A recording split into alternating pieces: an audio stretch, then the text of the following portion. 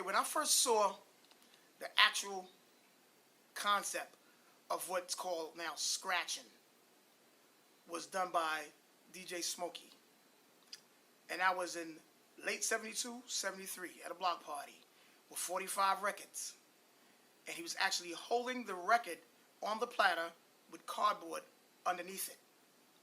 Because then the turntables was driven by a motor with a wheel underneath it, so you couldn't stop the turntable. So that way you could control the flow of the record as the needle picks up the grooves on the record. You could hear when the break started or when a word started, and he was controlling it that way. That's where the scratching started. That's the first time it was heard in the streets.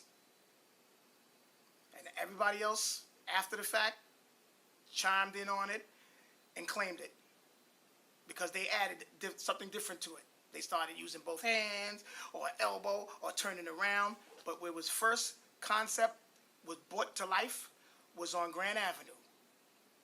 It was by DJ Smokey on a 45 record.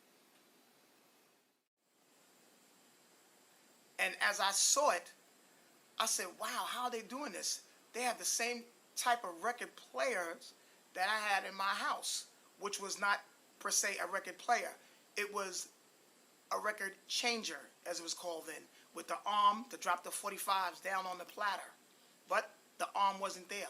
The platter was removed. And then they didn't have the type of turntables that they have now.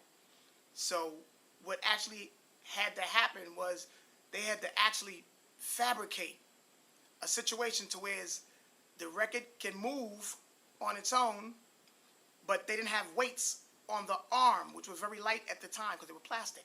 So they had to take coins to put it on the arm to keep the arm on the record so that it wouldn't jump or skip or scratch. And as time moved on, it just progressively evolved into what's out there now. And that, to me, was fantastic. Hey, this is Jerry D.